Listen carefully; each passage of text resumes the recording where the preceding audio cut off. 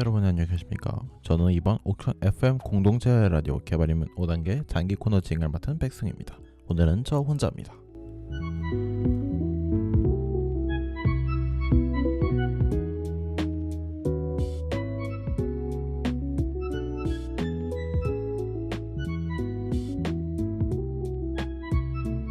오늘은 개발, 그러니까 프로그래밍이나 코딩 그런 걸 어떻게 하는지, 왜 하는지 알려드리려 합니다.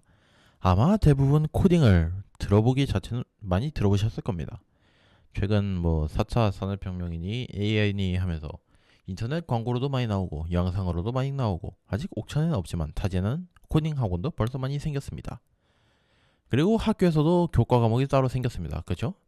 저 같은 경우에는 이제 초등학교 5학년 실과 교과서에 코딩이 처음으로 나왔는데요. 이후 중학교 2학년 때 정보 시간이 생겨서 또 거기서 코딩을 배웠죠. 이 정보 시간은 2015년 개편 때부터 개설이 되었는데요. 그때가 아마 스마트폰이 처음 등장한 후 본격적으로 유통이 확대되던 시절이었을 겁니다. 2015년이면 제 주변에서도 아마 그때쯤부터 또래들이 스마트폰을 사용하고 다녔었을 겁니다. 기억이 나네요. 각설하고 이처럼 코딩은 우리 사회에 큰 영향을 끼치고 있습니다. 자연스럽게 그에 대한 관심도 커졌고요. 하지만 코딩은 필수 개념이 조금 많은 분야입니다. 사람 언어에도 영어, 일본어, 중국어가 있듯이 컴퓨터 언어에도 종류가 조금 많습니다. 물론 어디에 쓸 것이냐에 따라 언어를 잘 선택해야 하고요. 따라서 먼저 자신의 목표를 확실히 하고 코딩을 시작하는 게 좋은 것 같습니다. 우리는 기록을 참 좋아합니다. 회사를 볼 때도 CEO의 비전과 더불어 회사의 역사나 회사의 과거 실적을 보고 사람을 볼 때도 사람 그 자체뿐만 아니라 졸업한 학교, 과거 논란 등도 많이 찾아봅니다. 과거는 현재의 거울이라는 말처럼 과거를 알면 현재를 알 수 있습니다. 더 나아가 미래도 예측할 수 있고요. 왜 흔히 역사는 반복된다는 말이지 않습니까? 그런 느낌이죠. 프로그래밍 언어도 마찬가지입니다. 언어의 발전 과정을 보면 각 언어의 특징도 알 수 있습니다. 다만 시간상 이번에는 간단하게 저수준 언어와 고수준 언어의 차이만 알아보겠습니다. 저수준, 고수준이라는 단어가 언어를 차별하는 것처럼 그렇게 안 좋은 쪽으로 느껴질 수도 있는데 저게 공식 명칭입니다. 컴퓨터와 직접 소통하면 저수준, 간접적으로 소통하면 고수준. 대부분 언어들은 고수준 언어에 속하죠. 그럼 시작하겠습니다. 컴퓨터의 발명이 계산을 위한 것이었던 만큼 프로그래밍 언어 또한 수학 공식에서 출발했습니다. 하지만 맨 처음 컴퓨터의 시작부터 가면 무척이나 지루하고 현학적인 방송이 될 수 있으니 조금 미래로 당기겠습니다. 기계어, 흔히 0101하고 부르는 그것. 컴퓨터는 전기로 동작하기에 전기 신호를 통해 명령을 내려 합니다. 0은 전기 없음, 1은 전기 있음, 0101은 꺼짐 켜짐 꺼짐 꺼짐 켜짐. 간단하죠? 이 신호를 받아 명령을 수행하는 건 하드웨어, 그러니까 실제로 손에 잡히는 컴퓨터가 수행할 일이고 우리는 저 0101을 컴퓨터에게 전달한 역할을 합니다. 네, 그 초기에는 저 신호를 다 사람이 직접 입력했습니다. 다행히 프로그램을 실행할 때마다 친 건 아니고 우리가 시험 볼 때 OMR 카드에 마킹하듯 천공 카드라는 종이에 번호에 맞춰 구멍을 뚫어놓고 입력하긴 했습니다. 그런데 딱 듣기에도 상당히 복잡하죠? 코끼리를 냉장고에 넣는 방법을 알려줘 같은 이 철학이 듬뿍 담긴 주관식 질문이 아니라 단순한 사칙연산, 10 더하기 11 같은 간단한 연산만 계산을 하려 해도 어떻게 해야 하는지 감이 안 잡힙니다. 실제로도 보면 어떤 칸은 숫자 칸, 어떤 칸은 기호 칸, 그런 게 아니라 그냥 한 번에 쭉 적는 거예요. 우리가 글을 쓰듯이. 정말 쉽지 않은 일입니다. 이렇게 복잡하니 그 당시 컴퓨터는 대학 석박사들이나 쓰는 게 되었습니다. 사실 대학 석박사들도 쓰기가 쉽지 않았습니다. 석박사가 아니라 교수를 데려와도 아마 어려웠을 겁니다. 사람은 본능적으로 시각 정보에 크게 의존하는데 숫자가 빼곡하게 적혀 있으면 1010하고 1011 같은 건 구분하기가 어렵습니다. 그래도 사람이 알아볼 수는 있게 하자 하고 만들어진 게 바로 어셈블리라는 언어입니다. 그런데 어셈블리도 일반인이 쓰기에는 기계어와 별 다를 바가 없습니다. 단순히 0101 하는 기계어를 사람이 볼 수만 있게 직역했을 뿐이기 때문입니다. 음식점의 비유를 한번 해볼까요? 음식을 만들려면 처음에 셰프가 레시피를 작성해줘야 합니다. 조리사들은 컴퓨터고 셰프는 어셈블리로 메뉴를 작성해야 하죠. 조리사들은 어셈블리밖에 모르니까요. 조리사들은 철저히 셰프의 레시피대로 움직입니다. 그럼 한번 파스타 레시피를 작성해볼까요? 자, 1번 개수대에 비커를 놓는다. 2번 수도꼭지에 손을 가져다 댄다. 3번 수도꼭지를 내린다. 4번 눈금을 보며 물이 목표량에 도달할 때까지 기다린다. 5번 수도꼭지를 올린다. 네, 6번부터는 시간 관계상 생략하도록 하겠습니다. 여기까지가 이제 어셈블리를 이용해서 파스타를 만들기 위해 물을 붓는 과정을 요약한 것입니다. 파스타 면을 꺼내지도 않았고요. 네, 물 붓는 것도 실제로는 더 복잡합니다. 비커를 꺼내도록 하려면 비커가 3번 서랍에 있다고 하면 3번 서랍 손잡이에 손을 가져다 대고 손잡이를 잡고 손잡이를 당기고 등등 다 풀어서 설명해야 하기 때문입니다. 조리사가 알아서 잘 할 수 있으면 좋겠지만 바쁜 주방에서는 무의식에 몸을 맡기고 움직여야 하기 때문에 저런 걸 다 써놔야 합니다. 조리사가 그 다음이 뭐였지? 하고 의식하는 순간 셰프는 요리가 늦어서 클레임이 들어올 생각에 뒷목 잡고 쓰러지게 되는 것이죠. 결정적으로 레시피북에 알아서 하라고 적혀있으면 메뉴를 만들 때마다 맛이 달라지죠? 그날 조리사가 기분이 안 좋으면 소금을 2배로 넣을 수도 있고요. 이러면 리뷰가 안 좋게 적힙니다. 솔직히 그냥 직관적으로 말하자면 아까 조리사는 컴퓨터라고 했죠? 그런데 이 컴퓨터는 스스로 생각을 하지 못합니다. 그냥 써있는 대로만 실행해요. AI 있지 않냐 할 수도 있는데 AI는 이 컴퓨터 위에서 돌아가는 프로그램이지 컴퓨터 자체가 아닙니다. 그런 이유로 이 행동들을 다 써야 되는데 오픈이 바로 코앞인데 이러고 있으면 세트 메뉴 하나도 다 못 만듭니다. 파스타 집에 갔는데 파는 게 꼴랑 크림 파스타 하나예요. 토마토 파스타 그런 거 안 팔아요. 그러면은 안 가겠죠? 그리고 레시피 무게도 엄청 무거워지게 됩니다. 크림 파스타 레시피북 하나가 백과사전만 해요. 그런 느낌인 거죠. 물론 실제 이유는 컴퓨터가 알아서 잘을 못해서 그렇습니다. 음식점에 비유하자면 저렇단 거죠. 그래서 나온 게 우리가 잘 아는 프로그래밍 언어들입니다. 많이 들어보셨죠? C, 자바, 파이썬 그런 것들. 이 언어들은 그나마 이제 사람이 알아들을 수 있는 말로 적혀져 있습니다. 인트는 인티저, 정수의 약자고 체어는 캐릭터, 글자의 약자입니다. 근데 아까 말했죠? 컴퓨터는 010이만 알아듣는다고. 저 인트나 체어 같은 거는 사람만 알아들을 수 있고 컴퓨터는 알아듣지 못합니다. 그래서 이 사람 말을 기계어로 바꾸기 위해 중간에 번역 과정을 거칩니다. 다시 음식점으로 돌아가 볼까요? 이번에는 프로그래밍 언어들로 레시피를 작성해보죠. 이번에 작성할 메뉴는 크림 파스타입니다. 역할은 아까 말했듯 셰프가 개발자, 조리사는 컴퓨터입니다. 그런데 이번에는 주방장을 추가로 고용했습니다. 컴파일러라는 친구인데 다음에 자세히 다뤄보겠습니다. 지금은 그냥 사무직 언어를 현장직 언어로 번역하는 역할 정도로 알아두시면 되겠습니다. 셰프는 간단한 흐름을 작성합니다. 1번 물을 200ml 냄비에 넣는다. 2번 파스타면 1인분을 꺼낸다. 3번 잘 끓인다. 이런 식으로요. 그리고 주방장은 이 레시피를 조리사들에게 어셈블리나 기계어로 전달합니다. 물 200ml를 받으려면 먼저 비커가 들어있는 3번 선반에 손을 올리고 손잡이를 잡고 손을 당기고 이거를 그냥 주방장이 알아서 전달을 하는 거예요. 이유는 아까 말했듯이 컴퓨터는 알아서 생각을 하지 못하거든요. 오늘날 거의 모든 셰프는 주방장을 통해 메뉴를 작성합니다. 이는 또 한 가지 이점이 있는데요. 어셈블리의 경우에는 셰프가 써야 할 게 너무 많으니까 실수를 할 수 있습니다. 예를 들어서 실수로 이제 물을 받고 나서 수도꼭지를 다는 과정을 빼먹었다 칩시다. 그러면 물을 계속 틀어놓고 요리하는 거예요. 물 낭비죠? 그리고 다음 메뉴를 준비하는 중 수도꼭지를 열어야 하는데 이미 열려 있습니다. 레시피에서는 여기서 한 번 더 열어야 하는데 수도꼭지를 2번 열 수는 없죠? 닫고 나서 다시 열어야지. 그냥 열리는 상태로 쓰면 좋겠지만 아까 말했듯이 컴퓨터는 그런 거 못해요. 그럼 이제 컴퓨터, 그러니까 조리사는 눈앞이 깜깜해집니다. 그리고 그걸 본 셰프는 그 큰 레시피북 중 어디서 잘못된 건지 또 찾아야 되겠죠? 같이 눈앞이 깜깜해집니다. 망했네요. 하지만 주방장이 있으면 그런 사태를 막을 수 있습니다. 대신 여전히 레시피가 잘못되어서 사고가 날 수는 있습니다. 가령 이제 셰프가 레시피에 소금 1스푼을 쓴다는 게 설탕 10스푼으로 쓸 수도 있고요. 혈당 스파이크가 오겠네요. 하지만 이번에는 레시피북의 내용이 조금 짧기 때문에 쉽고 빠르게 찾아서 수정이 가능합니다. 이러면 설탕 범벅의 파스타는 빠르게 버리고 정상적인 파스타를 하나를 더 만들어도 시간 내에 대접이 가능합니다. 오픈 전 레시피 준비 속도도 훨씬 빨라졌습니다. 메뉴 하나 만들 때 시간을 덜 써도 되니까요.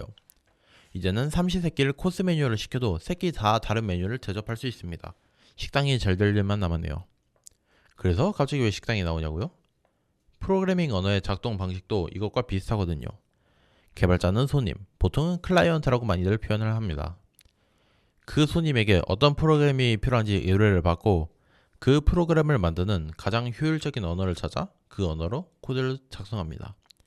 이후 작성된 코드는 컴파일러를 거쳐 컴퓨터의 언어로 번역되고 최종적으로는 프로그램이 완성되어 손님에게 전달됩니다. 이후 손님이 프로그램을 실행하면 프로그램은 개발자가 짠 코드대로 동작하죠. 여기까지 간단하게 프로그래밍의 역사와 대략적인 하는 일을 알아보았습니다. 아마 여기서 끝내면은 이제 컴퓨터를 좀 하시는 분들께 인터프리터는 어디 갔냐는 항의가 올 수도 있는데, 인터프리터 같은 경우에는 다음 회차에 더 자세히 다뤄보고 오늘은 일단 컴파일러만 다뤄보았습니다. 그럼 노래 듣고 다음 코너로 진행하겠습니다. 첫 곡은 Two Steps From Hell의 Impossible 이라는 곡입니다. 여담으로 코딩할 때는 가사를 이해할 수 있는 노래보다는 가사를 모르거나 가사가 없는 노래를 듣는 걸 추천합니다. 가사를 알아듣고 노래에 심취하다 보면 노래 가사를 따라치다 다 지우는 자신을 발견할 수 있습니다. 노트 필기할 때도 똑같죠?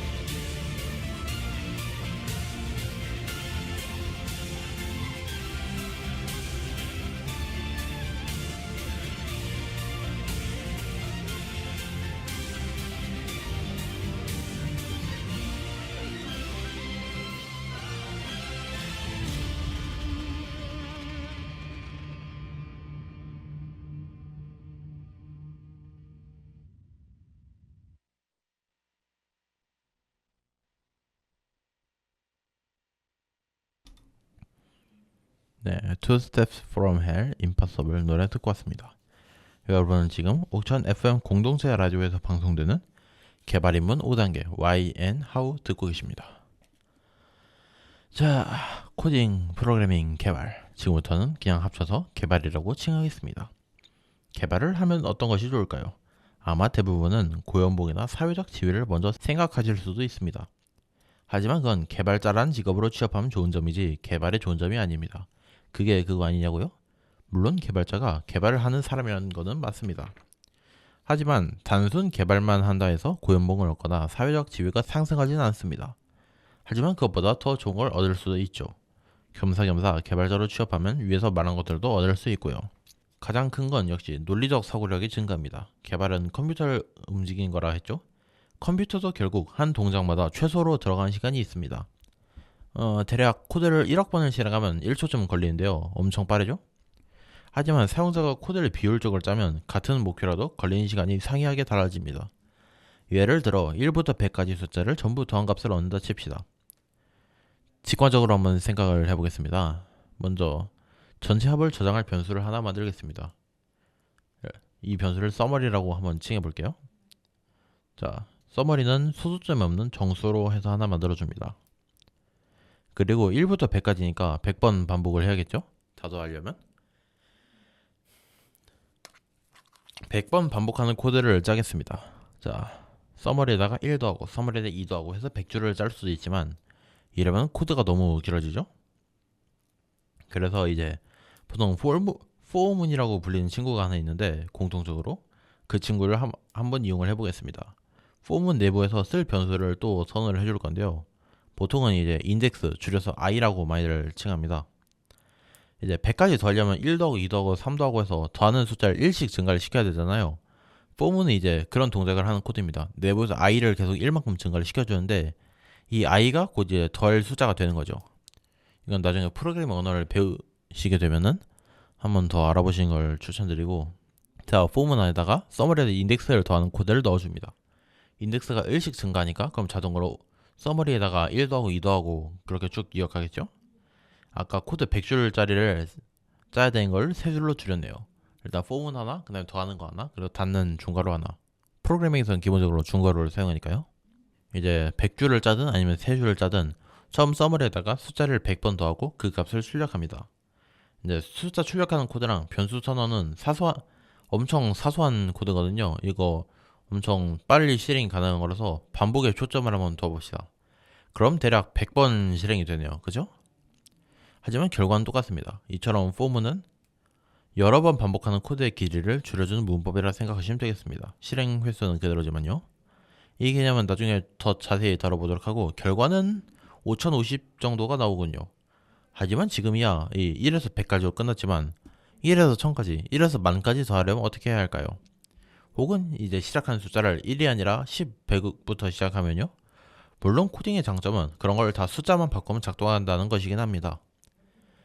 그냥 시작 숫자를 100으로 정하고 끝난 숫자를 만으로 정하고 실행하면은 같은 결과가 나오긴 하는데, 이러면 너무 실행 시간이 길어지죠? 우리는 이제 더 짧게 써보기로 하겠습니다. 자, 써보기 전에 옛날 얘기 하나 전해드리도록 하겠습니다. 옛날 예적 독일에 가우스라는 천재 수학자가 살았습니다. 그 양반에 관한 일화 중에 엄청 유명한 일화가 하나 있거든요. 이제 가우스가 초등학생 때 수학 선생님이 아까 말했던 그 문제를 냈어요. 1에서 100까지 다 더하는 거. 다른 아이들은 하나하나 더하고 있는데 가우스는 혼자 엄청 빠르게 정답을 내고 선생님한테 제출을 했습니다. 그리고 그게 맞았다고 하더라고요. 갑자기 가우스 얘기는 왜 하냐고요? 이때 이 가우스가 풀었던 방법을 코딩에도 접목시킬 수가 있거든요. 가우스는 저 문제를 단 3번 만에 계산으로 끝냈습니다. 코딩을 해서도 100번이 걸리는 걸 어떻게 3번 만에 끝냈을까요? 먼저 시작하는 값과 끝값을 더합니다. 1 더하기 100, 100일이죠?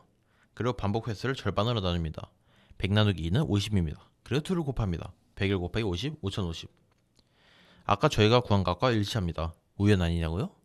이거를 설명을 해보면은 이게 왜 그렇게 되는지는 알 수 있는데, 이걸 여기서 지금 설명을 해버리면은 코딩 방송이 아니라 수학 방송이 되어버리기 때문에 이 원리에 대해서는 넘기도록 하고, 대충 고등학교 때 배울 과정을 가우스 이미 초등학교 때 응용을 했다 정도로 알아두시면 되겠습니다. 등차 수열 알아보시면 나올 거예요. 각설하고 우리도 이 가우스의 방법을 이용하면 단 3번만의 연산으로 코드를 완성할 수 있습니다. 사실 그냥 아까 말했던 계산을 코드로 옮긴 것 뿐이에요. 자, 시작값과 종료값 각각 스타트랑 엔드라고 변수를 하나를 만들어 보겠습니다. 그 값은 대충 1하고 100 넣어주고요. 그리고 둘을 더한 값과 뺀 값을 저장합니다. 더한 거는 이따가 이제 곱할 때 쓴다고 해도 뺀 건 왜 저장할까요? 이제 반복 횟수를 알아야 되기 때문이죠. 1부터 100까지 더하면 100번 반복을 하지만 2부터 100까지 더하면 99번 반복을 하니까요. 자, 썸 이제 썸 1 아까 썸이랑 구별하기 위해서 자, 썸 1은 s 더하기 2 이거는 간단합니다. 그리고 서브트랙트 빼기죠. 서브트랙트에다 그 end 마이너스 스타트 플러스 1. 자, 1을 더한 이유는 방금 예시로 알 수 있습니다. 100-1은 99인데 아까 제가 100번 반복하라고 했죠? 그래서 1을 추가로 더합니다. 2부터 시작하면 100-1은 98인데 99번 반복해야 되니까 1 더하고 그냥 1을 무조건 더해준다 하고 생각하시면 되겠습니다. 그리고 이제 아까 썸이라고 서브트랙트를 곱해봅시다. 자, 리슐츠는 썸1 곱하기 서브트랙트 나누기 2 분배 법칙을 배웠다면 이 나누기 2를 맨 마지막에 합계해서 해도 된다는 걸 알 수 있습니다. 이 분배 법칙을 중학교 때 배우나요? 아무튼 이제 값을 보면 아까 서머리는 101이었죠? 그리고 서브트랙트는 100입니다. 101 곱하기 100 나누기 2 5050 아까랑 똑같이 나오네요. 심지어 연산량도 확 줄었습니다. 아까는 100번이나 걸렸는데 말이죠. 이처럼 이 개발을 하면은 같은 문제라도 더 효율적으로 계산하는 방법을 알 수 있습니다. 이 수학 시간에 수학 선생님들이 실생활에서 잘 쓰지도 않는 미적분 같은 거 가르치면 말씀하시죠. 이 수학 문제를 풀면서 단순히 문제를 실생활에 응용한 거 말고도 논리적 사고력을 기른다고. 개발도 그런 느낌입니다. 개발을 하면 스스로 생각을 논리적으로 하거나 말을 더 간결하고 깊게 할 수 있습니다. 한 가지 예시를 더 들어보겠습니다. 친구에게 장문의 문자 메시지를 쓰려 합니다. 이제 오래전에 싸웠던 친구와 문자로 화해할 수도 있고 문자로 고백을 할 수도 있죠. 그런데 앞불사 실수로 친구의 이름을 잘못 썼습니다. 이대로 보내면 관계 개선은 저 멀리 가버립니다. 해결 방법은 간단합니다. 메모장에 옮기고 컨트롤 F를 눌러 찾으면 되죠. 네, 못 믿으시겠다면 직접 한번 해보셔도 좋습니다. 하지만 가끔은 편한 방법 대신 돌아가는 방법을 쓰고 싶을 때가 있습니다. 이 친구들 앞에서 멋부린다고 계단을 뛰어서 한 번에 쫙 내려간다든가 하는 거요. 불필요하고 부조리한 생각이지만 그래도 더더욱 하고 싶습니다. 먼저 저 장문의 문자, 이 글자가 여러 개 묶여있는 거죠. 이런 걸 문자열이를 표현합니다. 문자를 여러 개 쓴 거죠. 문자 뭐냐고요? 그냥 글자입니다. 자, 예시를 들어보겠습니다. 사과. 사랑 과는 각각의 문자고 사과는 문자 2개로 이루어진 문자열입니다. 근데 문자열에서 이름을 교체하려면 어떻게 해야 할까요? 복잡한 알고리즘도 좋지만 몇몇 언어들은 이 문자열을 교체할 수 있는 기능을 미리 만들어 두었습니다. 그리고 대신 위에 어느 기능을 참고를 했는지 출처를 써야 되죠. 이렇게만 설명하면 또 자기만 하는 얘기 한다 하고 할 수도 있습니다. 그래서 음식점에 비유해볼까 합니다. 아까 있던 식당으로 한번 가봅시다. 레시피를 써야 합니다. 내가 아까 크림 파스타 레시피를 작성을 했었죠. 이번엔 토마토 파스타 레시피를 써야 합니다. 소스만 이제 크림에서 토마토로 바꾸면 되는데 아까 그 비커 꺼내고 물 따르고 하는 걸 또 쓰긴 귀찮습니다. 그래서 레시피를 다 쓰지 않고 위에다가 크림 파스타 레시피를 참조한다 써놓고 밑에다가 소스만 토마토로 바꾸세요 하고 첨언을 써놓습니다. 그럼 주방장에게 전달을 하면은 주방장이 지시를 할 때 이제 조리사들에게 크림 파스타 레시피를 알려줄 때 소스 부분만 이제 토마토로 바꿔서 또 알려주게 됩니다. 이거를 함수라고 부릅니다. 네, 함수도 마찬가지로 수학 용어에서 유래되었습니다. 지금은 그냥 뭐 수학 공식처럼 쓴다 하는 느낌으로 알아두시면 되겠습니다. 다시 문자열로 돌아가서 문자열에서 이름을 교체하는 함수는 이미 누군가가 만들어 두었으니까 그걸 가져왔으면 되겠습니다. 최상단에 어느 코드를 참고했는지 적어두고 거기에 쓰이는 문자열 교체 함수를 가져왔으면 됩니다. 이 참고 같은 경우에는 각 언어별로 또 뭘 참고했는지가 다르기 때문에 지금은 따로 설명하지는 않겠습니다. 자, 이렇게 하면 문자를 정상적으로 교체할 수 있습니다.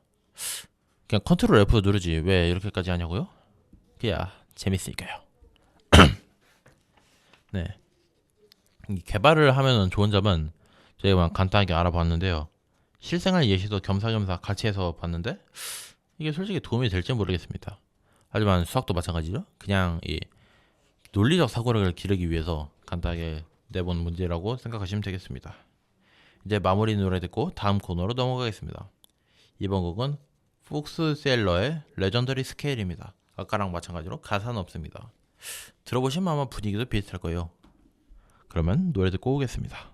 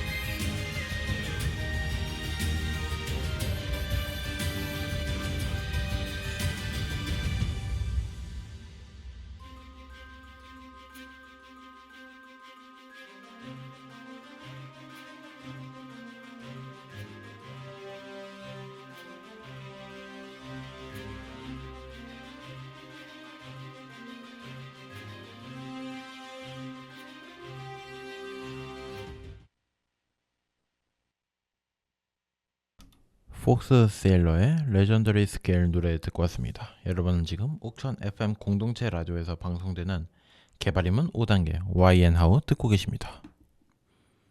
개발하면 좋은 점 같은 경우에는 이제 간단히 한번 알아보았는데요.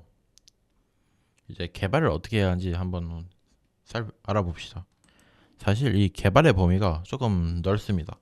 초등학교 때 블록 코딩 해보셨을지 모르겠는데 제가 아까 말했던 그 실과 시간과 정보 시간 그때 했던 게 블록 코딩입니다. 간단하게 말하자면 미리 만들어진 블록들을 연결해서 코딩을 하는 건데요.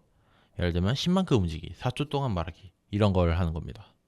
하지만 블록 코딩은 쉽긴 한데 만들어 놓은 코드 결과물을 보면 썩 멋있지가 않습니다. 아마 해보신 분들은 다 아실 거예요.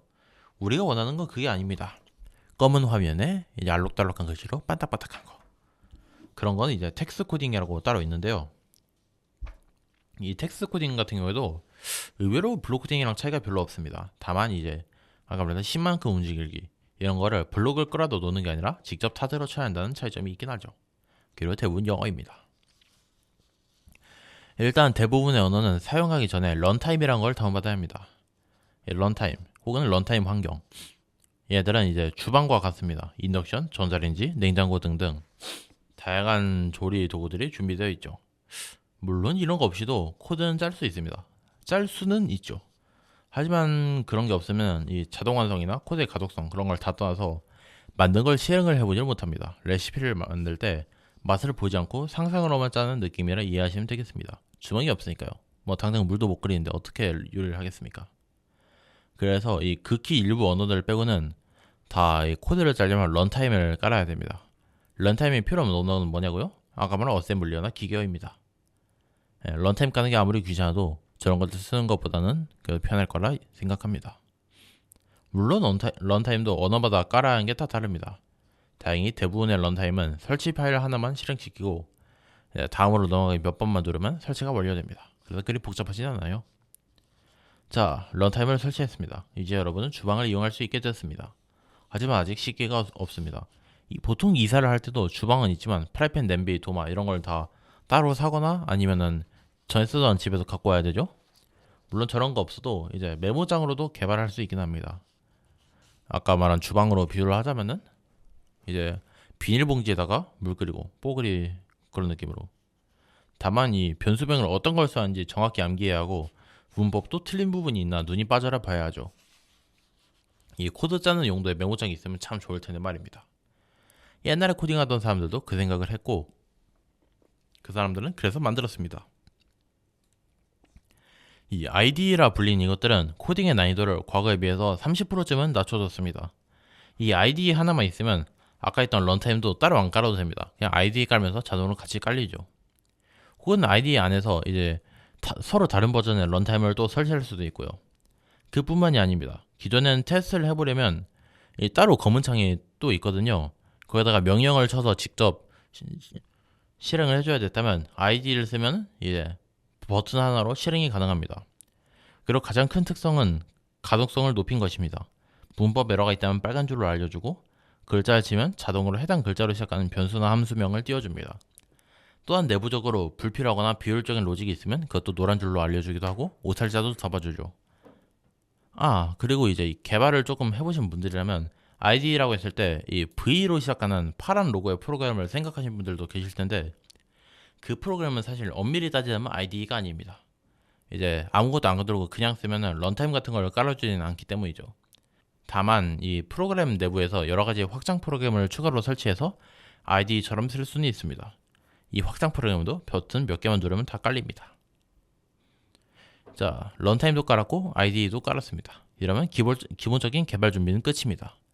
여기까지 이제 모든 언어의 개발이 공통적으로 거치는 과정이고 이후 각자 분야에 따라서 필요한 걸 깔면 됩니다. 뭐 게임 개발이면 게임 엔진을 깔거나 하는 식으로 말이죠. 그리고 인터넷을 통해 언어에 대한 튜토리얼을 찾아서 배우면 되죠. 프로젝트 진행하는 방법은 어딨냐고요? 그건 나중에 시리즈 후반부쯤 번외로 해서 한번 다뤄보도록 하겠습니다. 그걸 하기 전에 알아야 되는 게 조금 많거든요. 그러면 이제 노래 듣고 마무리로 넘어가겠습니다. Two Steps From Hell의 스컬 앤 트럼본과 토마스 뱅걸손의 스타차일드입니다. 오늘은 전반적으로 오케스트라 느낌의 곡을 많이 가져오게 되네요.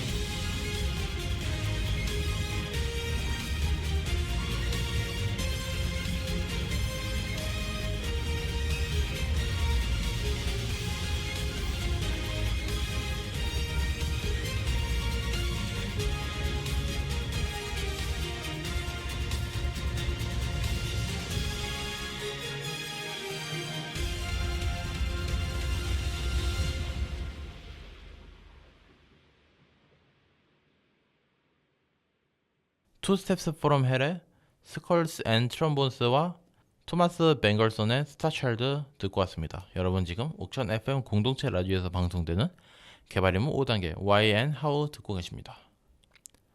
네, 오늘은 간단하게 개발을 한번 소개를 해봤는데요.